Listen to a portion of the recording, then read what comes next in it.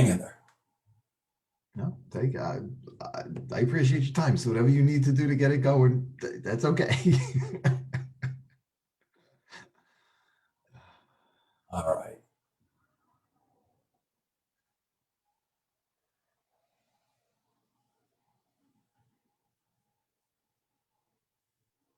Esteban, I think we're live. Good news. Okay, good afternoon, everybody. It's Jeff Goldberg for the Sales Pro Network. It's a rainy day here on Long Island, and you are at the inaugural edition of Live Coaching with Coach Jeff. You can see I'm wearing my coaching shirt today instead of my usual black shirt to make you think I'm like Steve Jobs. And our guest today is the illustrious Steve Kent. Good afternoon, Steve.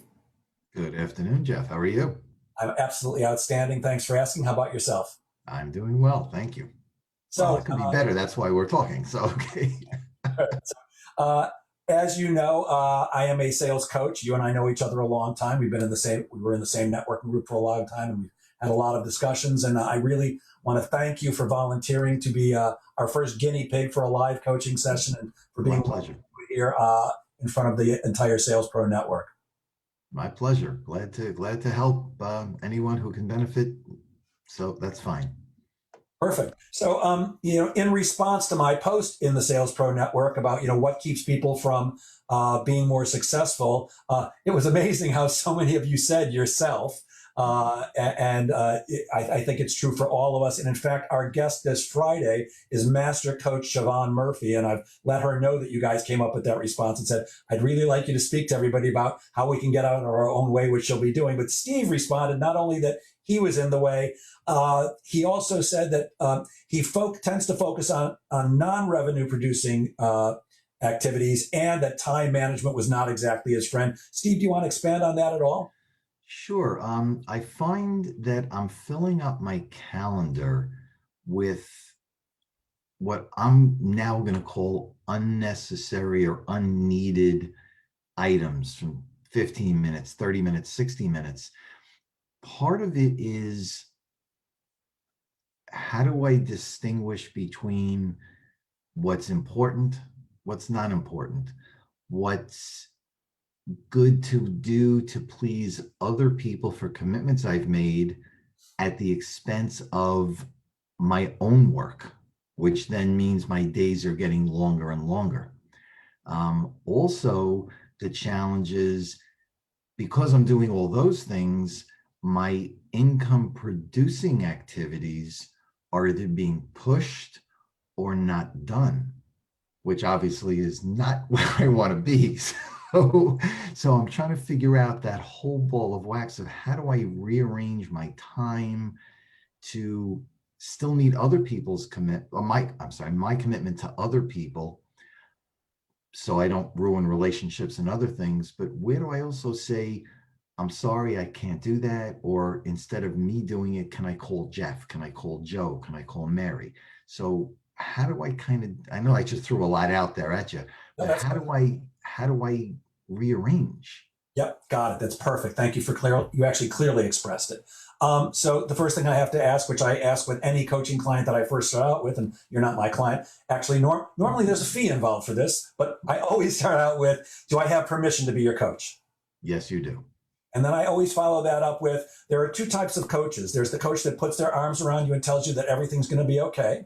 And there's the coach that sometimes kicks you in the ass and says things that you may not want to hear. I'm kind of more the second one, although I always do it in the nicest way possible. I'm not a screaming, hollering, sergeant at arms coach, but I might say things that you don't want to hear. So do I still have permission to coach you today? Absolutely. And frankly, I prefer option two. Good. Well, you got the right guy then. There we go. So can you give me an example of some of these things that you're putting on your calendar to please other people? One or two examples that are getting in the way of your generating revenue activities. Sure.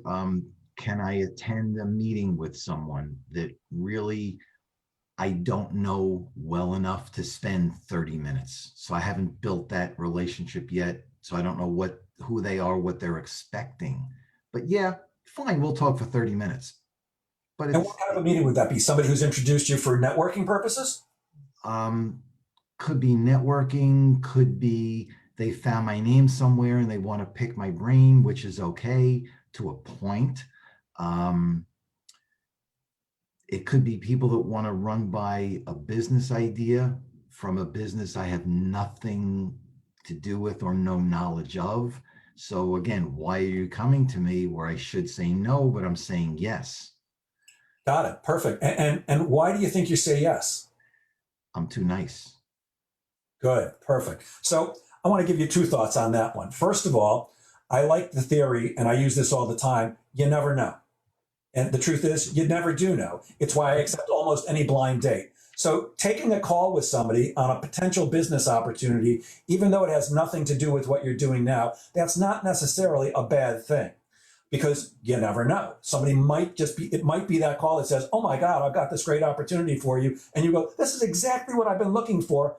And it turns out to be a good one, as opposed to the 75 others you might have tried that didn't turn out to be good ones. Right. It's possible. However, what you don't want to do is do that just to be a nice guy. And you absolutely want to make sure that you are vicious. And I'm using that word on purpose. Vicious with protecting the time that you need to invest. And I'm using that word too, invest instead of spend. Invest in revenue generating activities. Because at the end of the day, you cannot be a nice guy about this. And I'm not saying you shouldn't be a nice guy. Knowing you as I do, I know you are a nice guy. I'm a fairly nice guy. Not always, but I'm fairly nice. But you're a very nice guy. And what you're saying is you're a people pleaser. You don't like to let people down, right? Yeah, Correct. I don't like to either. For me, my integrity after my children and my dog is the most important thing in the world. So when I make a promise, I'm going to keep it. But I've learned that I can't always make everybody happy, and it's not in my best interest to do that. And while we'd have to actually bring back Liz Bentley or maybe Siobhan, who's going to talk to us on Friday, to help you understand the psychology of why you want to do that. My discovery, and this is not my area of expertise, but I work on both the mind game and the skills and techniques game with my coaching clients, is that something happened in your childhood, probably before the age of 8, where you didn't feel loved and you felt, if I could just make enough people happy, I'll feel loved. Now, I'm not even going to go down there. It's just kind of start thinking about that. I know when I work with Liz, who I work with on a regular basis, everything that's going on in my life is because something happened at 6 years old or 8 years old or something like that. And it's like, oh my God, I've been running my life from that and trying to make people happy or do fill in the blank for 40 or 50 or almost 65 years now. So you might want to invest some time taking a look at that, what that might be. Though you probably would need some professional help, whether it's a psychiatrist or a therapist or a coach like Liz or Siobhan, to help you figure that one out. But Tell you exactly what it is. I'm sorry? I can tell you exactly what it is. When I was really young, I was like 6, 7, 8 years old. My parents owned a restaurant in Bedford-Stuyvesant, Brooklyn, before things turned, and they worked crazy hours because they didn't want to disappoint anybody. That's the work ethic I took. So bringing that forward to today, it's that same thing of not wanting to let anybody down, always wanting to say yes. So that's where it came from. Great. And how did working crazy hours and not letting people down, how did that work out for them in their business? They did well, but they were also exhausted. And at what point do you give up some money versus quality family time? Yeah, absolutely right. So there's a term that we used to use, and I think Jason Kaminsky, a friend and a recruiter, is watching us, and I think he'll agree with this. When I was a recruiter for 5 years, quality of life turned out to be way more important to people than I thought it was. And I'm going to give you a quick example. I was recruiting for C++ programmers at the time. I've other things too, but this one was a C++ programmer. And she was making $120,000 a year. And I got her a job offer from Dow Jones Corporation for $90,000 a year. And when Dow Jones said to me they were going to hire this woman at 90 or make an offer to her for 90, I said, are you crazy? The woman's making $30,000 more a year. There's no way she's going to take it. That's the top that will go. So I called up the person who I was going to get the job for and said, I'm really sorry to tell you this, but the best they can do is 90,000. And she said, oh, I'll take it. And I was stunned. It's just like I had the same reaction that you. I was like, what? And I actually said, are you kidding me? She goes, no, I'll take it. I said, why would you possibly take $30,000 less per year than you're making now? She said, right now, I have a 2-hour commute each way to work. Dow Jones is 15 minutes from where I live. I'm gaining hours of my life every single day. I don't, if I remember correctly, and this was years ago, I don't think she had a family, but just having that quality of life was more important to her than $30,000. So I'm with you. You want a better quality of life while you get to make the money that you are committed to making. And that means sometimes people are going to have to hear no. Now, here's the thing, psychologically, for people like you and me who like to make people happy, and I do too. I like to make people laugh. I like them agreeing with me. I like a good argument, but I don't like to really get into conflict with people. We tend to think that if we say no to people, I'm not saying this is necessarily true for you, but we tend to think that when we say no to people, they won't like us anymore or they won't love us anymore. And I know that was a big thing for me for a long time. And I could go into my psychology from, when I was a kid and, my father was crazy and my parents divorced and stuff like that. I always thought you lose the people you love. And the way to keep them in your life is to always please them and make them happy by giving them everything they wanted. Well, that's not true. And I'm going to give you a quick example. And you're probably going to go, are you out of your mind? So my best friend since high school owns his own business like I do. And he loves the beach like I do. And up until a couple of years ago, I would get a call on most days when the weather was nice saying, hey, can you sneak away this afternoon? I could be to your house by 1. I'll bring a bottle of tequila and I'll pick up some food and we'll hang out on the beach.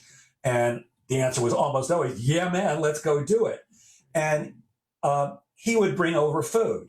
And he would often bring over something that I didn't like. And one time, when he was coming over, I said, what are you going to bring? And he told me, I don't remember what it was, like a turkey sandwich or something like that from the deli. I said, oh, I hate turkey sandwiches. And I actually this time said to him, you know what? I really don't like turkey. Would you mind picking me up a pastrami sandwich while you're there? Okay. And he said, of course. Now, he said, I brought over turkey sandwiches to your house a bunch of times. Why didn't you say something before? And I actually, in that moment, realized, I said, because I didn't want to lose your friendship. And he said, I can't say the word because it's politically incorrect now, but the R word. And I'm like, no. He goes, why would I possibly stop being your friend just because you want a different type of sandwich? So Steve, you're not alone in thinking that people won't love you or like you or maybe respect you when you turn them down or ask them for a different kind of sandwich. The truth is you need to protect your time. And anybody who truly likes you or loves you or respects you is not going to take that away from you just because you say no. You've probably heard me say very often that in sales, my 2 favorite words are yes and no. And if yes is here, no is right here. And that's including sometimes you've got to say no to people. Now, I'll tell you this. Every time I say no to people now, I still have that little twinge of, oh my God, please tell me that they're not going to stop loving me or stop liking me or stop respecting me or stop doing business with me.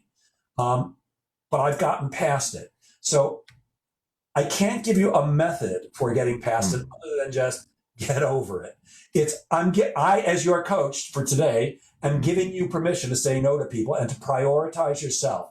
And here's the thought that I always keep in my head that I find useful. At the end of the day, my number one responsibility in life is to be a great father. That's what I believe. My second responsibility is to be a great dog dad. And then my third is to take care of, as many salespeople as I possibly can and help them make more money because that's my mission in life. But my number one goal, my number one responsibility is turning my children into magnificent human beings, which means they don't always like what I say to them, and that's okay by me. They don't have to love me or like me either, and I'm blessed that they do. But it also means that I have to generate revenue on a consistent basis because you probably heard me say this before. All 3 of them are in college right now. I have an ex-wife, their wonderful mother who takes great care of them, who needs money from me every single month. Citibank, no matter what excuse I have, expects the mortgage at the end of the month. Right. No matter how terrible life is, they still expect the mortgage. So you, I know, have responsibilities too, whether it's the same ones as mine or not. So you've got to prioritize Steve. Now, for me, you can't see it, but I've got pictures of my kids right here. Not right in front of my monitor, but it's on the side here. I look at them constantly to remind myself, this is what I'm working for. And sometimes I can talk to people and sometimes I can't. And sometimes I can say yes to people and sometimes I can't. By the way, including my kids. And I'm very blessed that my kids do like me and love me. And that even though they're at college, they often FaceTime me. And sometimes they do it during the day.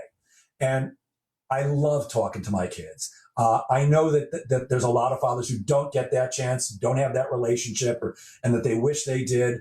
And I know that my psychology is I never want to let my kids down. I never want to have them have any doubt in their mind that I am madly in love with them and committed to taking great care of them. So when they call, I want to talk to them. But sometimes it's, honey, is this important right now? Because I'm in the middle of work. Can I call you later on in the afternoon, or can I call you tonight? Would that be okay? And I still have that little twinge that, oh my God, now Avery's not going to love me, or Skylar's going to be pissed off at me, or Zach's not going to think I'm his best buddy anymore. Except, you know what? That never happens. You know what? They actually respect that because they're smart, intelligent kids. And the people that you're saying yes to instead of no when you know you should, I think will have the same thing. So my coaching is, pay attention to the little voice in your head. In females, it's often called feminine intuition, or it can be called gut instinct. You might have heard me say before, I believe that we always know the right thing to do, but we often don't pay attention to the signs inside our gut or inside our brain. That is true. Good. So when you're saying yes to somebody, do you often have the feeling, why am I doing this? I should be saying no? All the time. Yeah. So And stop that's the paying problem. attention to Steve. Start listening to Steve, because I say you actually know exactly what to do. And you are a hell of a nice guy. If somebody asked me about Steve Kent, I think the first words out of my mouth would be, what a freaking nice guy. Because you are. But I'm certainly not the person that says nice guys finish last, but we don't always finish first. So you need to play the game that I'm here to kill. I'm here to win. And when I say kill, I don't mean kill at others' expense. No, I get that. That's somebody else's game. But you're in this to kill. I don't know how old you are. I'm not asking. I'm 65 years I'm old. 63. Okay. Yeah, it's time to make some real coin. And you don't always do that by being the nice guy. So get better at listening to Steve, and get better at realizing that you're not going to lose anybody's love. And those whose you do, those whose love you do lose by saying no to them, they didn't really love you in the first place, or like you, or respect you, or weren't going to do business with you. That's true too. At the same time, I want you to keep aware of those opportunities that are around you. But the other thing is to prioritize your time. So there's nothing wrong, and I don't know your work habits, your work schedule, but if you've got something that doesn't seem revenue generating, hey, can we talk first thing on a Saturday morning? Like, I'll do that with people first thing on a Saturday or Sunday morning. I don't want to do it at 2 p.m. because I need a weekend too, and so do you. You need some time, but I don't mind getting on a call at 8 or 9 o'clock on a Saturday morning before my day really begins. I'm up early anyways, and if that's not going to generate revenue, or if I think it's just a maybe, I'd rather do it then than in the maybe 8 to 6 or 8 to 7, when we can be doing those revenue generating activities that are going to put more money in your pocket. And I'm assuming that car behind you is one you'd like to own. That is correct. Yeah.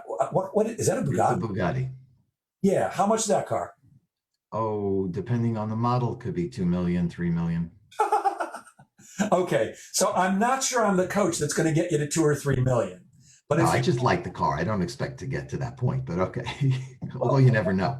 But look, there's no, I don't know what you're driving, Steve, but there's no reason you can't be driving a $90,000 Mercedes, as far as I know. You're intelligent, you're articulate, your heart's in the right place. I believe you work hard. I know you've owned your own business. You're not stupid, that's for sure. So I think you have everything it takes to do that. And sometimes it is these slight changes, protecting your time better, being a better judge of what you should and shouldn't be doing, and prioritizing. I think you can do all those things. It's simply a matter of choice. I believe everything in life is a choice.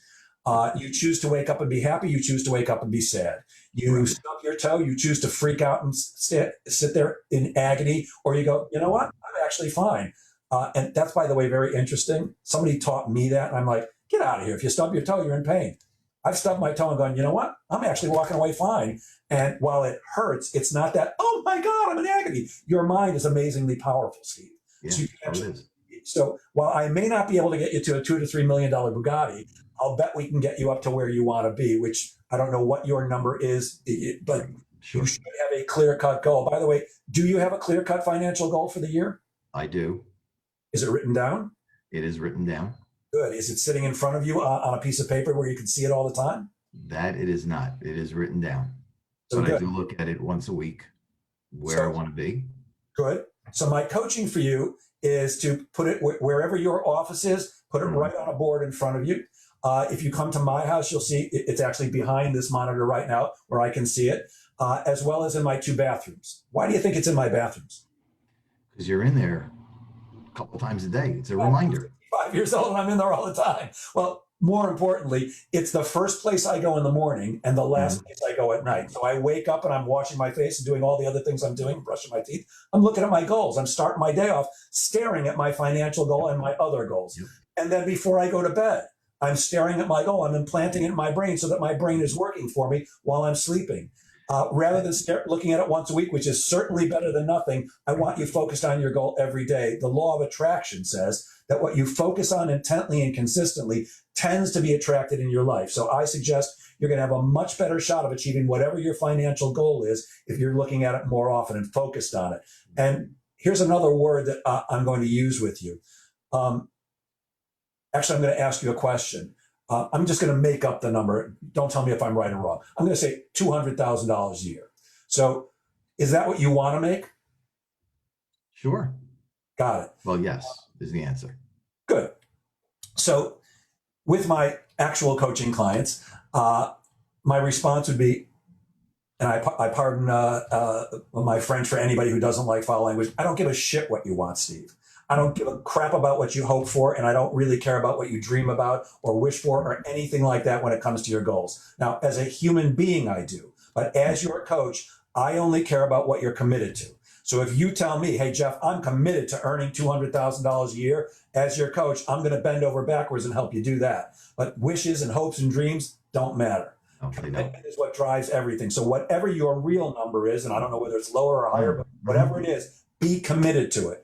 And wake up every morning and make sure that you're taking at least one step towards that goal every single day. And the first one is going to be getting better at not saying yes to everybody. The other thing I want to share with you, and I'm going to share my screen in a minute, is you mentioned time management. And this is a problem for almost every salesperson. When I do live events, whether they're on Zoom or face-to-face in front of an audience, I often do an icebreaker exercise where I let people go around the room and tell me, their name and how long they've been in sales and what their biggest sales challenge is. And I always ask them what their favorite movie is because that's a fun one. But 50% of every audience's biggest sales challenge, time management. 50% every single time. And the other 50% who didn't say that, we're thinking it, I promise you. So I want to give you some tips on time management, because if you're not using your time effectively, not you, everyone in the world, especially salespeople, and we are particularly bad at it, then you're screwed. Because you and I and everybody else in the world has the same 24 hours each and every day to do what we need to do. And part of that 24 hours is going to be spent eating, sleeping, pooping, and doing all the other things we have, resting, relaxing, and enjoying life, and working. So the fact is, we're not going to work 24 hours a day. We're not going to work 365 days a year, most of us. So maybe you've got 8 hours, 10, maybe 12, let's say 16 hours a day if you're really killing yourself, which we don't advise. That's really a heck of a lot of work. But let's say you've got 8, 10 hours a day to do what you do. And even then, you need to take a break occasionally. Mm-hmm. So the trick is, how do you make the most effective use of your time during those, let's say, 8 hours a day that you're actually going to be working? It may be more, but let's say 8. And there are a couple of things that are important. And the main thing is what I call calendarization. And calendarization is very simple. It means everything goes on your calendar. And I mean everything. Now, salespeople typically put a few things on their calendar. Well, actually, most salespeople put their appointments on their calendar. I have to be here at a certain time, or I have to be in this Zoom meeting at a certain time. Like, I would hope that this 4 o'clock meeting was on yours just like it was on mine. But I want everything on your calendar, Steve, and I mean everything. And I'm going to share my screen here for a second to show you what I'm talking about. This is a sample that I created for a client of mine. Can you see my screen, Steve? Yes. Good. So notice it says wake up at 5 a.m. I don't need to be reminded to wake up at 5 a.m. and neither does anybody else. And actually, the truth is I'm usually up for an hour or two before that, but that's my problem. Mm-hmm. But want everything on your calendar. Do I need to be reminded to meditate at 5:30? No. For me, I could also include walk the dog, but I don't need to be reminded of any of those things. But what I do want to do is I want to be aware of where my time is going, because I only have so many hours, so I need to account for every minute. Do I need to be reminded to shower and eat breakfast? No, of course not. But it's on there. Now, if we look at the actual day from 8 to 6, on this particular example, and I'm sorry, I'm not looking you in the eye right now, I'm looking at the same calendar you are, it says prospecting for new business from 8 to 10 a.m. Mhm. Do you think it's likely that I'll prospect for new business from 8 to 10 if it's on my calendar? Or let me ask it a different way. Do you think it's more likely that I'll actually prospect from 8 to 10 a.m. if it's on my calendar than if I just have in my mind, I should definitely do some prospecting today? Yes, I do think it's more likely. 100% more likely, I guarantee it. Anything that's on your calendar is much more likely to occur than stuff you just think you should do, or even when you make a list. And I'm not against to-do lists. I used to be really big on to-do lists. I don't make them anymore. Now I just live by my calendar. Everything's on my calendar. From 10 to 10 to 11, writing a proposal. Notice at 11 o'clock, there's a small break for 15 minutes. You might have heard me say this before. It's been proven that people who build little breaks into their day, like 5, 10, maybe 15-minute breaks into their day, outperform people who work straight through, because your mind and your body need a break every 90 to 120 minutes. So you want to build breaks into your day. Gotcha. The other thing about calendarization is not only that everything goes on your calendar, and if we take a look at Wednesday, you can see, here we go. Wednesday, you can see we've got a meeting with Cisco. That'll be lovely, right? And looks like 1:30. It's in the city. So you better put in that you have to leave to go to that meeting, because otherwise you're going to think you have an hour, 2 hours there that you don't really have. Now, you could be working on the train if you're going on the train to the city, or if you're in your car, you could be making some calls or listening to an audiobook or something like that. But you better have that information in there, because otherwise you think you've got more time, and you want to account for every second of your time every day. Now, when I say that, you also want to be flexible, because you and I both know stuff is going to come up that you do need to deal with immediately, but not most things. Not most things, Steve. We tend to treat, not you, not me, but us as salespeople, we tend to treat everything as if it's a fire alarm. Every call, every email, everything's got to be taken care of right now. And usually those things are to get us to not do the things that we should be doing, like generating. Look, I love teaching people to prospect. It's actually one of my favorite programs to teach, but I'd rather live in my car than have to pick up the phone and cold call again. Truly. I'm not kidding. I hate cold calling. Love teaching it. I'm good at doing it. I just hate doing it. So I'd rather do anything, which is why I've become so good at things like networking and I'm using social media. But if it's on my calendar, I have a better shot of doing it. Now, here's the other thing. You want to assign the right amount of time to each activity. So you can see, or maybe you don't recognize it, this is Google, excuse me, Google Calendar. I just happen to like Google Calendar, but it doesn't matter what calendar you use. I like that I can put in different colors, and I have it set up so that it defaults to an hour for everything I put on there. So when I put in prospecting from 8 to 10, it automatically, if I put it in at 8, it goes from 8 to 9, and I have to stretch it out to make it from 8 to 10. Okay. But if we look at, well, I didn't do it here, but if we look at 10 a.m. on Monday, I have to write a proposal. If this was really my calendar, I would have an hour to write a proposal, except you know what? It only takes me 20 minutes to write a proposal. So if we were really in Google Calendar, what I'd be doing is going right here, and I'd be able to drag this up to make it 20 minutes. Because here's the thing. As disciplined as I am, and I'm a fairly disciplined guy, if I have an hour on my calendar to write a proposal, I'm going to fill up that hour with writing that proposal. Or I'm going to let other things get in the way, like, well, I've got an hour, so why don't I take a quick look at the Sales Pro Network on Facebook and see if anybody's engaging? Or maybe I'm going to go on LinkedIn, or maybe I'm going to just plan my next vacation or something like that, because I've got an hour. But when I make it 20 minutes, which is how long it takes me to write a proposal, and by the way, that's not the right amount of time to write a proposal. That's just how long it takes me. If I have that, I'm going to work with focus and velocity and make sure that I get finished in 20 minutes. Now, here's the game you can play with yourself. If you get to the end of the 20 minutes or whatever time you've set for the thing that you've done and you haven't finished, you automatically move on to the next thing on your calendar. And you now owe yourself the time at the very end of everything else, after you're done with everything else, to finish the activity that you did not finish because you weren't working with focus and velocity. And my experience in playing that game was it didn't take too many times of getting to 8 o'clock or 9 o'clock at night when I'd really rather maybe have a cocktail and watch TV and go, oh man, I spent too much time on that proposal. I was actually just fooling around and I should have been more focused. And you start playing that game and you go, you know what? I am going to stop saying yes to everybody, and I'm not going to pick up every call. If I don't recognize the number and it's not a client of mine, I don't need to speak to them right now. And every time, the computer dings, I'm not going to check to see which email it is. I'm going to work with focus and velocity. And when you really are committed to doing that, and there's that word commitment again, you will find that you are far more effective with your time. You are getting way more stuff done. And when you can see it like this, you can see there's revenue generating stuff here. Now, prospecting several days a week, revenue generating. Webinar with Salesforce, that doesn't generate revenue, but it might be something useful that I need to do. Company meetings, do I really need to take them? I'm not sure. Pipeline review, that could absolutely generate revenue. A meeting with a California meeting at Kemp Melville. Oh no, that was a meeting with Computer Associates at Kemp. Kemp is a client of mine. But when you see it like this, it's like you can actually take a look at your week and go, you know what? Some of these aren't really revenue generating. I'm taking them off, or I'm going to move them to the weekend, or I'm going to put them off to another time. So using calendarization is a very powerful tool if you do it regularly and you're committed to it. You might have heard me use these words before. I'm going to use them real briefly before we end, because I want to be respectful of your time and everybody else's who's listening in. The terms that I use with my coaching clients all the time, besides commitment, which I use constantly, are focus and velocity. Focus and velocity.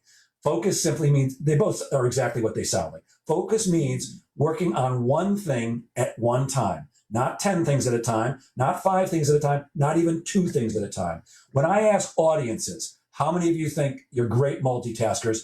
Every hand goes up every time. And I tell them the same thing every time. No, you're not. You think you're a great multitasker, but you simply aren't, because it's been proven scientifically.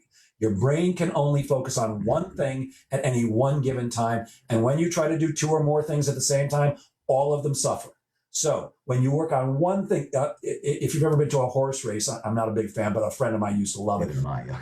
Blinders or blinkers, they're called. The horse from seeing what's around them so that they just go straight ahead. That's how I want you to work. Focus on one thing with complete intention to do it as well as you possibly can do it, and then do it with velocity, which means do it as quickly as you possibly can do it.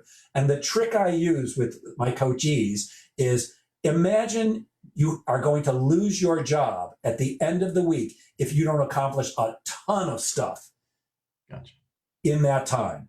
Well, most of us, I'm not accusing you, Steve, most salespeople in my experience, and I've been working with salespeople for a long, long time, we work as if there's always tomorrow. And usually there is always tomorrow. But you know what? You can't get back the time you lost today. So when you're kind of cruising along, and by the way, I want you to know, I'm well aware that sometimes you need to cruise because you're not at your very best. But for most times and most days, we should be at our very best. Work with focus and work as fast as you possibly can so you can get more done. Look, if we had more time, we could set more appointments and see more prospects, but we've only got 40, 50, 60 hours a week that we can do that. Unless we can get them all in one room at a time, we better focus our attention and work with velocity so that we make the most of every second. Is this making sense, Steve? Absolutely, 100%. I know I've rambled on about that, but I'm passionate about this. I found that once I discovered calendarization, I know it's not a real word because every time I type it into a document, the paperclip shows up in Word, and it's not a real word, but I like it. It just works great. I've stopped making to-do lists. It's all on my calendar. Sometimes you have to move things forward. Got to be a little bit flexible, but try your very, very best to stick to your schedule once you figure out the right time for each thing. And here's one last thing. You also need to figure out the right time of day to do each activity for yourself. Now, obviously, if you're setting up appointments with prospects, you've got to set it up at a time that's convenient for not only for you, but also for them. But we each have a body rhythm. Are you familiar with the term circadian rhythms? Yes. So, we go to sleep at a certain time and we wake up at a certain time. Those are our circadian rhythms. Well, we also have rhythms during the day when we're sometimes at our best and sometimes not. And I apologize if I'm repeating myself. I forget what I tell which group. You may have heard this before, but for me, I'm at my very best right early in the morning. When I wake up and get out of bed, I'm sharpest. At 3 o'clock in the afternoon, I fade badly unless I'm in front of an audience. If I'm in front of an audience, for some reason, it doesn't happen. But when I'm at my desk, here's what I look like at 3 o'clock in the afternoon.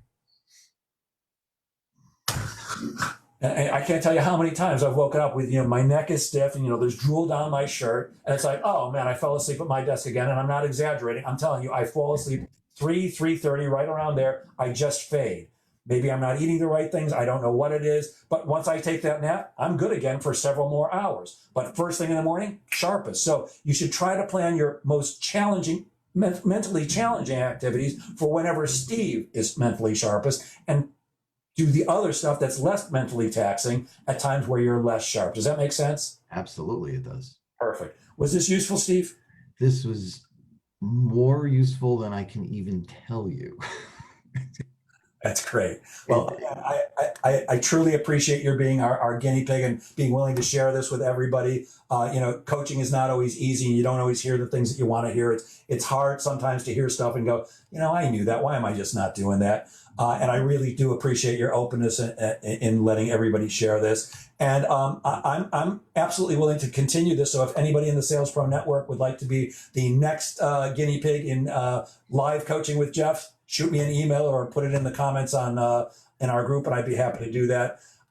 Thank you so much, Steve. I love you, pal. I've known you for years. I appreciate your time, and I'm hoping that this helped not just me, but everyone else that is watching this now and will watch the replay of this, because I think it's phenomenal information. So thank you 100 times over. My pleasure for you anytime, Steve. And I'll end this way. And every one of our sessions, sales is a game of making things happen. So Steve and everybody else, get out there and make sales happen. I'll speak to you soon, my friend. Thank you, Jeff. Take care. Bye now. Bye-bye.